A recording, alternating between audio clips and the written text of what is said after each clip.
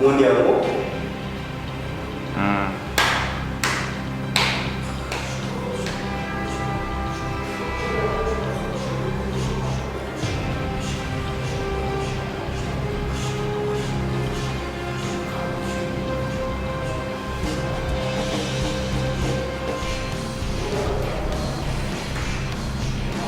Kevin Zoumé.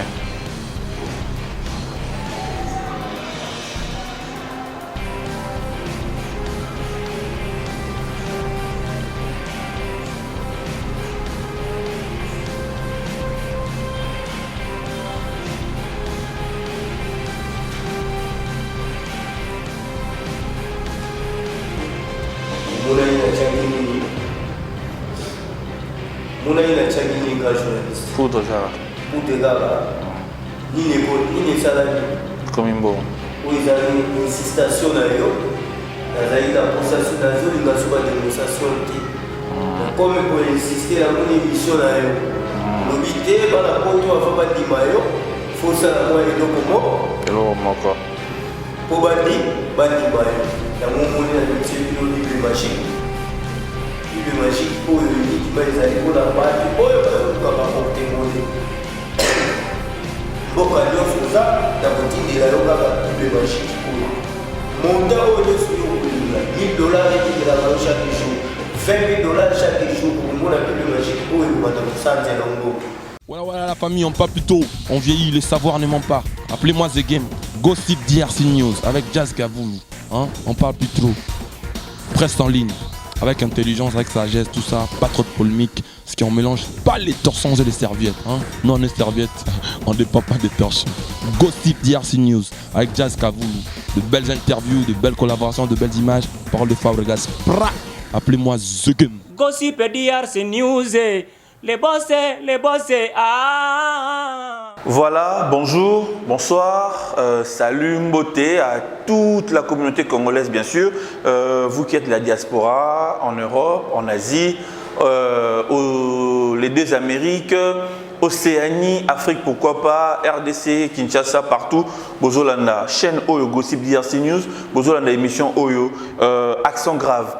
Eh bien, nous avons toujours que émission Oyo, Accent Grave, c'est une émission conçue pour vous, parce que je reçois tout le monde sur cette émission. Yo, osa combattants, militants, on a habité partisans, il y a parti morose politique, osa kagamutu, osa na likamu ya roloba, osa na sujet moko boye, ou ligne tout ça analyse nango, osa na problème moko boye, zo déranger peut-être place de soi boye ko yambayo, en tout cas émission Oyo, chaîne Oyo, Gossip DRC News, et zawana pona yo, pona bino. Alors aujourd'hui encore, je reviens avec un maître spirituel bien sûr.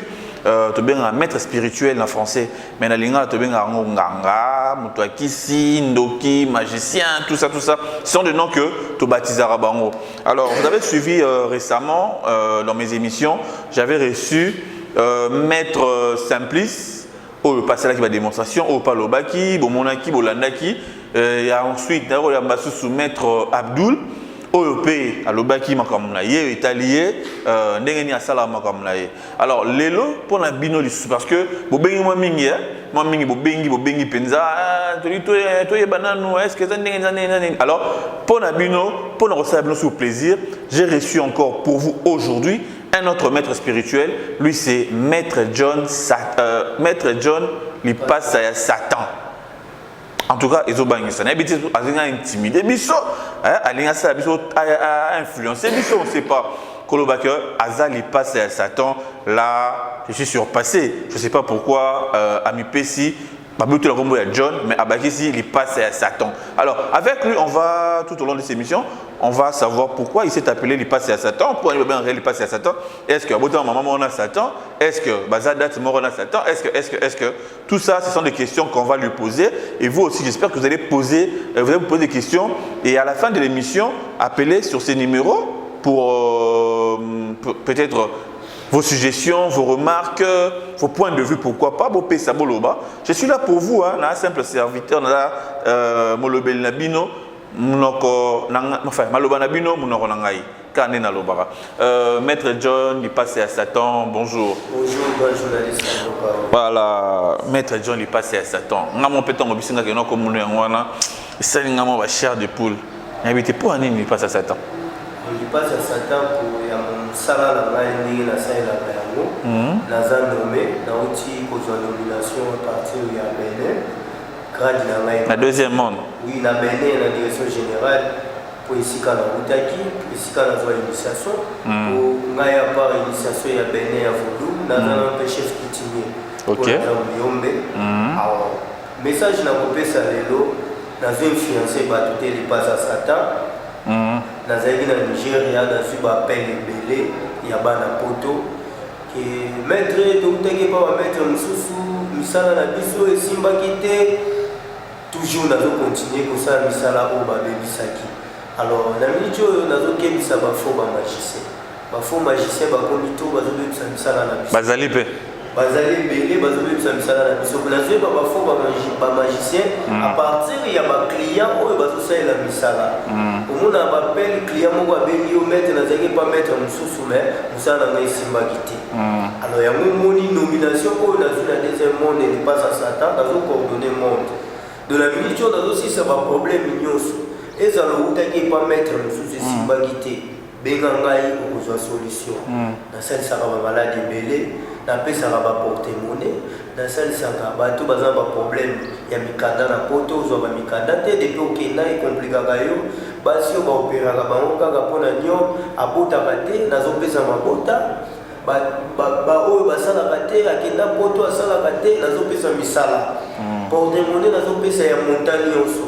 Alors bana poto nazofiance bino te mais ezosala ngai passe bato bazobebisa réputation ya magie oyebi no mosala te surtout makambo ya badémonstration maître esalela biso démonstration maître tomona démonstration ntan mosusu oyo moto azosalela bino démonstration yango kaka ye ayebi so okoti na profondeur ya mosala atraité yo moye akokande kosala mosala.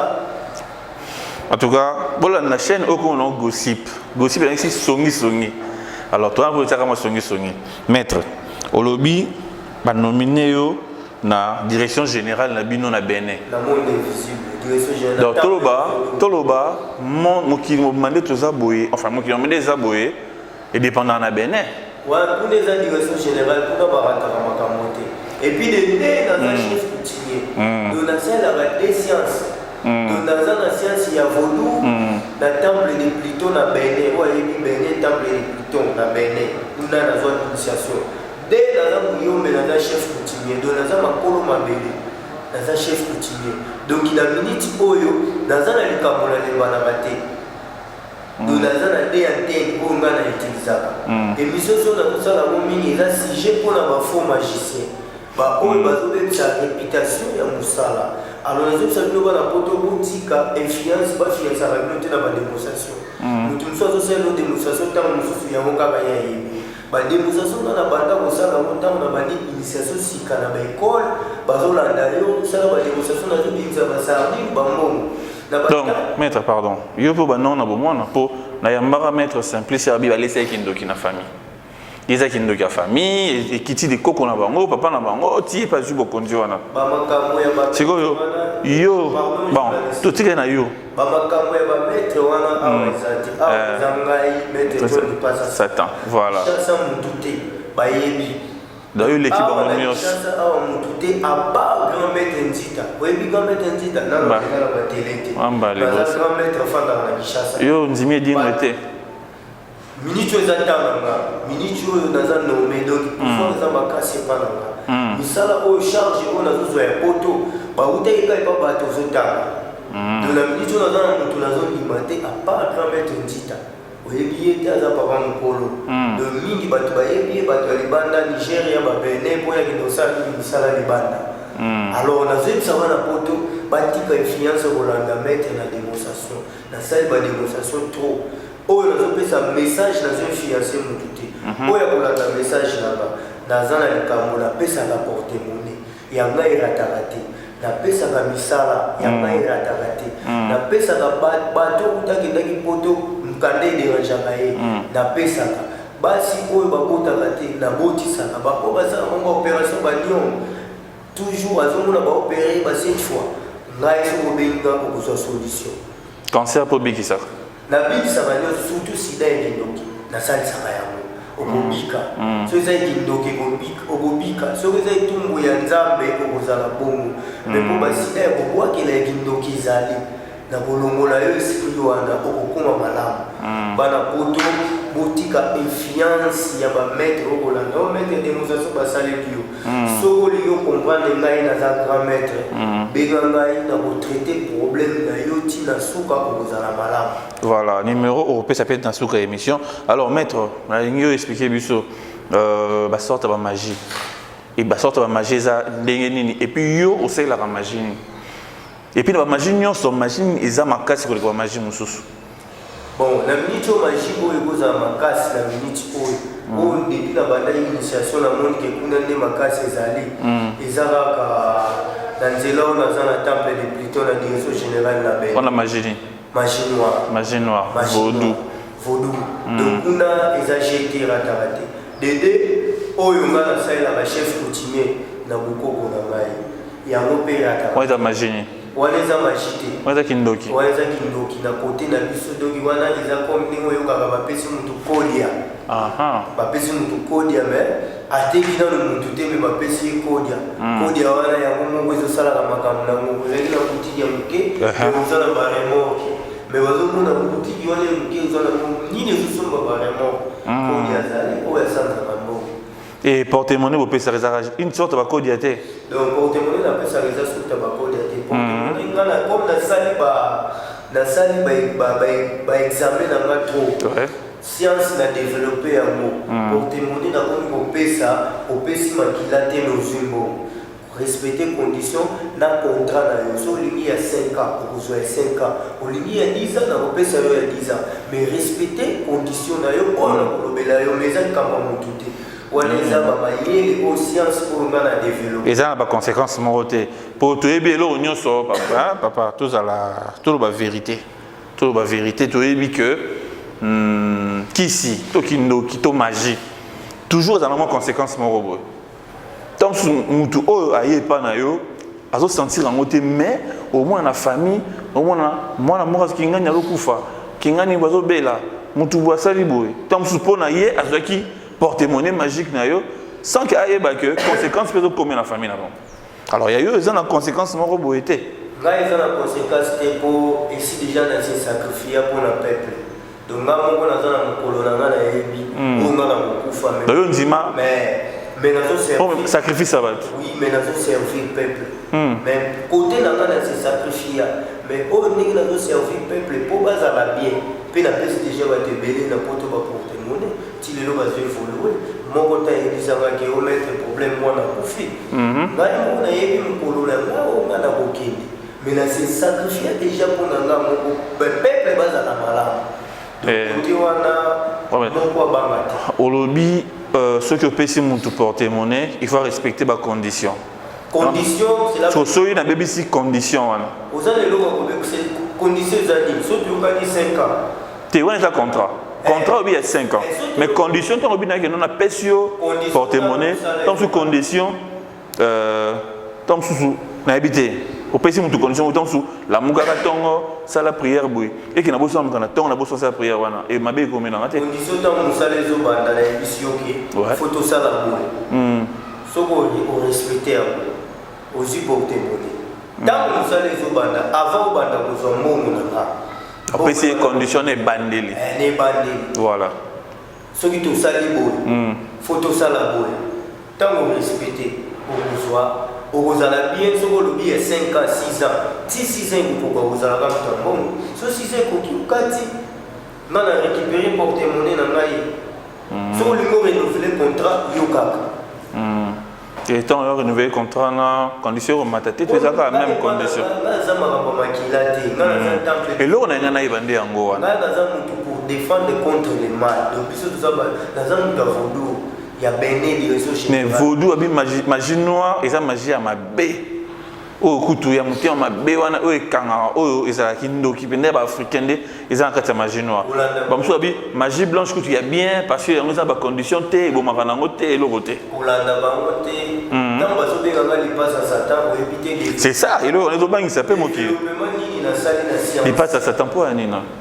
pour la salle misala na ngai bien naza na résultat ya malamu na deuxième monde yango ba préféré ko nommer ngai donc ok ça la malamu oui na mokiti na biso ça ça la te na kati ya mokili na biso ça la malamu wana nayebi te na bato mosusu mais mpo na nga na ndimaka ye oyende asalaka nga mpo nazala tala kaka akili ti oyo nga na pona nabomaka bato te bakliya nanga bakufaka te mais bazose retrouve bao baza na posa misala bazozwa misala bao baza na posa baporte monde bazozwa baporte monde bao baza na posa babota bazobota bao baza na posa bamikanda bazozwa mikanda et na famille non pas oui que non aux apenda magicien tout le monde famille na biso toza dans ba eza dans do ya famille ok na côté ya chef coutumier toza biso nyonso toza na makambo famille nyonso baye yo po préparer moto ko lano na sima oza déjà na moto a précéder a succéder au préparer déjà aza déjà préparé abandi tout le monde a moqué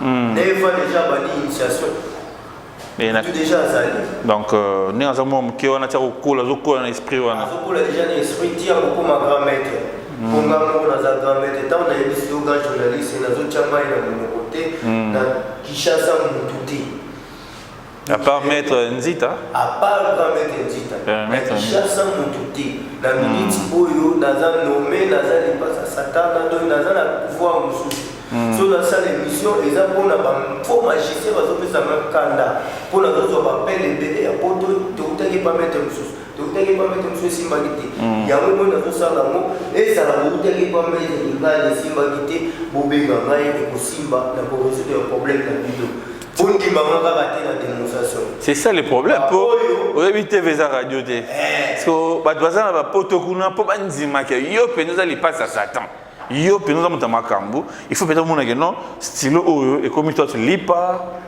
to qui sur to faneli et comme n'avait Louis XIV c'est quoi quand journaliste la salle biloko wana trop comme cassé et puis il y a un moni ba faux magicien ba comme profiter nango na YouTube ba faux magicien bazo le kato a sali démonstration balandi mais après résultat ils ont imité il y a un zobeta c'était yango likambo ya démonstration wana zobeta c'était nango na pesi message oyo olandanga na message abeninga akose retrouver elingi kondima te kondimanga naza ka maître démonstration ntango mosu démonstration wana yango kananga na yebi ntango kokota na profondeur okomi kolela bana poto mpe baza basoba te baza mpe mikolo botika kolanda bamaître na démonstration benga ye okota na profondeur ya vie na yo ya mosala no baproblème oza nango arésoudre yango nalingana comprendre maître mpo naza na kati ya monde na bino te nayebi te nini elekaka moto aza na poto yo oza na kinshasa awa comment est-ce que bosalaka mpona korésoudre problème ya motu à distance kaka na appel to abengi yo asombi babiloko bosombaka osalisisa biloko epouf nayebi te expliqué ngana to moto aza na poto yanga apesa porte monnaie magique otini na agence non ekomele ndeni toza na baagence spiritualité neti nga na envoyaka aigle phénix wana ye moto akokomela yo so otini nga identité na yo nakoti na temple na cheke makambo no aigle phénix na nga ye moto akokona kokoma ntina ntango noya koya koresoudre problème noya kotikela biloko nakobanga nayebi nanga monika aigle mo abimina ye te place oyo koyebisa ye ke client tala eloko place entela kotala ok aza na arele wana te ya kokutana na aigle phénix boyebisi deja ya kokangama so natini aigle phénix nayebisi ke na aire tel kota na chambre omona eloko etel ekokomela wana yo komona ngo kokende wana okomprendre ntango kokende wana moni yango donc nga naza na aigle phénix natindaka mboka nyonso oza ya poto aigle phénix akokoma porte monnaie bakoya kotikela yo mukanda bakoya koresoudre problème oyo ya mukanda okozwa mukanda obotaka te bakokobota bazosala opération ebele bakosala opération ya malamu omona ngai na kosalisa yo mpe opération ekozala makambo ozoloba wana eza kocorrespondre quelque part na bapasteur nayebi te makambo oyo ozoloba peut-être que non aigle vénis to moto abotaka te akei kozwa abotaka te oma te ke à peu près na bapasteur balobaka ke non benganga ozwa solution donc quelque part tolobaki bapasteur mosusu baya baza mpe ba magicien to ba ya répondre à bino moi biloko moi miki bola ki sara bango nga na pesa ba pasteur ba démonstration ba dans les villes ba mouchoir magique ba zo ba yango ba pasteur ba boma ko ka ba démonstration donc pour nous le oh nous c'est la mouchoir ko ça et ça magie et logo telemi wana neti caméraman telemi wana bwangeli logo dans les villes ko ça magie ce que tu avais passé à la bon pas c'est pas pasteur na bango mon na ko y kara pour ba mon na non pasteur so mutanguya alors que ça va solo les magie dès na zui ça va battu na pesa ka trop même ba pasteur na mutanga ko moté même ba musicien mais ça la ba musicien trop ba musicien ba na ba musicien droit tu veux que oh musicien mutakis tu ba na bison donc ba musicien chrétien peut ya moi ba musicien chrétien ba ya ba démonstration pour église c'est comme Golanda, place Moutou à Kokoya. De l'époque, on parle de Congolais, même dans la pointe, on va dire Congolais. Démonstration, il y a Golanda. Maintenant, nous sommes passés au website, traité ma caméra, à son cocali sous-souté. On comprend, mais au monde, on a une église, on a pas de belé. Mais parce que Nani, maître John Satan, enfin, il passe à Satan. Mutalingi, moi ni TV la radio te. Radio to yo kamato mo na te. So mutu pa nzimela yo pa benga yo, alingo certainement démonstration mo ke. Et lo mo ya mo ke karabwe. Oh ba misebenga ça mo acapella, ça mo loko. Yo ke loko. Na boya ke loko wana souci ya démonstration, mais on peut insister. Na zo trouver yo. Voilà. Démonstration oyo, ezali signification na mo ezali Bible magique. Oh. Zo ya mo bien. Bible, mais il y en avait écrit poudre. Poudre, oh, ils allaient poudre magique. Démonstration. Aux hommes, voilà. Antique, là, il se passe pour ça là. Démonstration aux hommes, il y a qui m'a pour la bateau, porte-monnaie. Ils allaient Bible magique. Bible magique, et si comme moi, ils allaient. Tout ça pour témoigner dans le routine de l'eau Bible magique. Bato nyonso osala eloko moko. Na routine là, ils ont marque photocopie. Na ko panza même dans 100 personnes, 1000 personnes. Dans le routine de la rabino gayango. Na routine de la Bible magique, so limi $500 chaque jour et voilà ko Bible la gayango. So limi $20,000 chaque jour et voilà ko bimaka la Bible magique. So limi $100 par jour et voilà ko bimaka la Bible magique. Vous monez bien, Bible magique. Et ça vit. Ça poudre. Kevin Ozon, ouais. C'est bon. Ça va. Voilà. Bon, la pote, elle a la preuve. Vous monez bien. Ajango va peine à Bendiango. Bendiango bien. Pour la pote, vous avez la réalité. Vous avez un malade. Azui. Ok, l'azui, il y a un mot, Bible magique, il y a un mot, aux aïnis qui m'a pour la battu, il y a porte-monnaie. Si vous avez la porte-monnaie, ici, comme vous allez vous allez dans la routine de la Bible magique, il y a un mot. Soit un mot bien avant d'attendre. Ça va? Il y a un mot, dans Kani. Kani,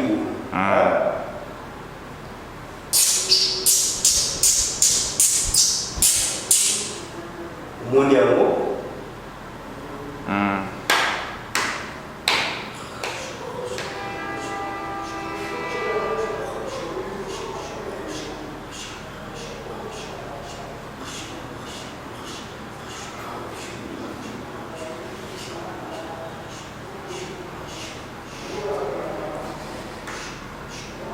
Kevin Zoumé.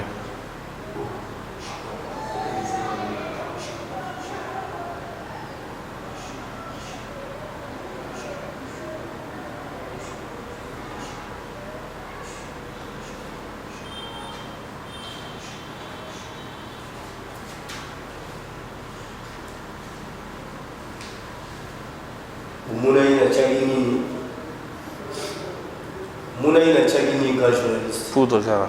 Poudre gaba. Ni salami. Comme un bon. Oui, ils ont une insistation là yo. Ils ont la possession dans une démonstration. Comme pour insister dans mon émission là yo. L'obité, la poto a fait bandi mayo, faut ça la moelle et l'okomo. Et l'okomo. Pour bandi mayo. Il y a un moment où la Bible magique. Bible magique, pour uniquement les alliés pour la battre, pour porter monnaie. Mboka nyonso za na kotindela yo kaka Bible magique oyo. Monda oyo nyonso yo kolinga $1000 ebimela chaque jour. $20,000 chaque jour pour mon Bible magique pour le mandar au centre de l'Ongo. Paye à sans condition au côté de la beauté comme tout est. Dans la salle de Kambo pour la bana poto obenga ondimela mai. Pour mon réalité.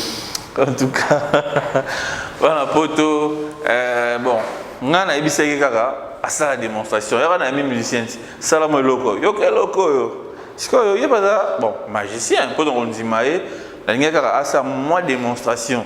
Mais bon, la moni, Bible magique na et boti $20. Alors maître, ba moni, ngape na moni, tembesili, to éviter orolobaso nini, peut-être copier sa numéro na yo pour bana ki tsa pas zolanda yo au PC adresse, éviter ba rejoindre yo wapi numéro contact nyonso wana. Dans un ami, on a battu la poto, on déjà. Les civils, ils sont là pour la salle Saka. On a fait ça à porter monnaie. La salle Saka Sida et Kindoki.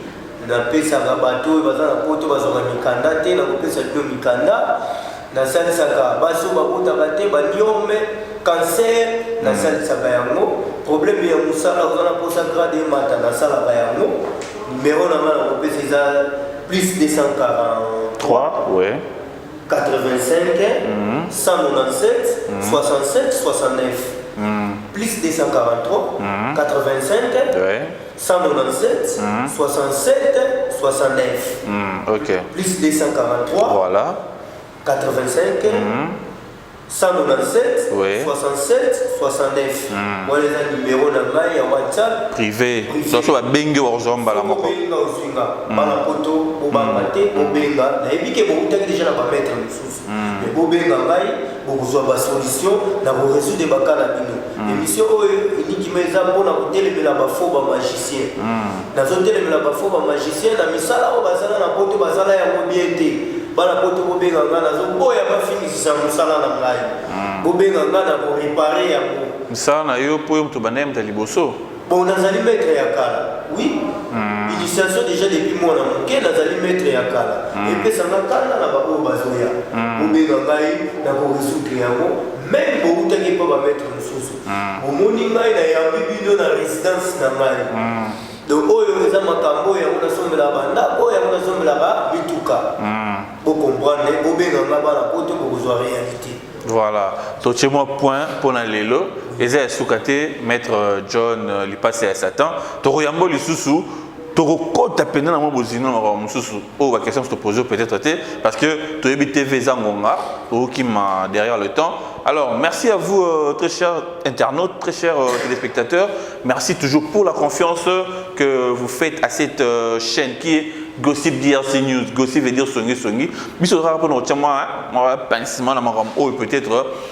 peut-être dans la cimaton CC. Alors, nous, on est là juste pour vous présenter ça en tant que sujet d'analyse, sujet d'actualité, sujet qui dérange et qui arrange certaines personnes.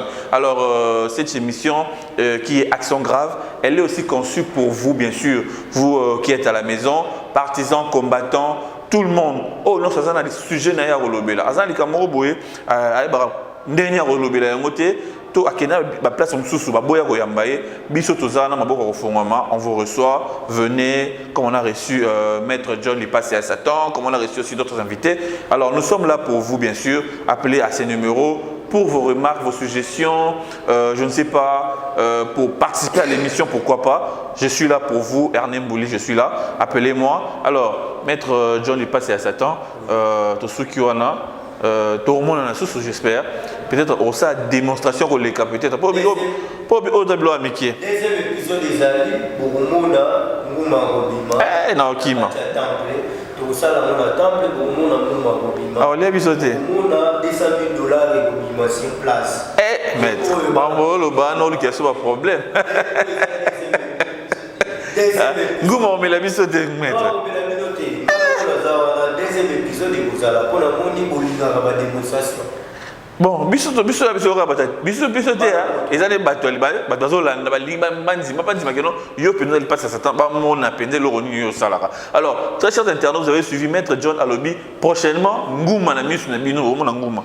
Mais bo bangate pour ngam là sur le plateau. Donc Ngouma robima na zo sanza mbongo et aux à la mise en scène et aux à la réalité. Alors, Maître John li passe à Satan. En tout cas, merci pour la temps accordé bisoto yambayo au lobby makam o isayo. Alors prochainement, j'espère que Okoloba les sous ils ont un cas scenario. Ok, vous avez problème la pote au bébé va vous solution. Voilà. On a eu vous avez un problème, trop un problème dans les aussi là. Donc on va dire mon numéro on a habité. Pardon? On va dire ce numéro on a eu autant sous nous soyez en retard à l'Anza qui hôtel. Plus 243. Ouais. 85 197 67 69. Voilà, vous avez suivi. Plus 243. Ok.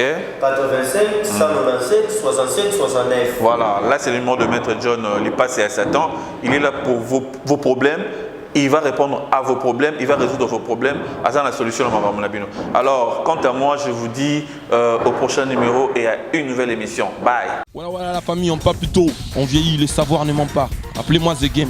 Gossip DRC News avec Jazz Gavoulou. Hein? On parle plus trop. Presse en ligne. Avec intelligence, avec sagesse, tout ça. Pas trop de polémique. Parce qu'on mélange pas les torchons et les serviettes. Hein? Non, les serviettes, on ne dépend pas des torchons. Gossip DRC News avec Jazz Gavoulou. De belles interviews, de belles collaborations, de belles images. Parole de Fabregas. Appelez-moi The Game. Gossip DRC News. Les boss, ah.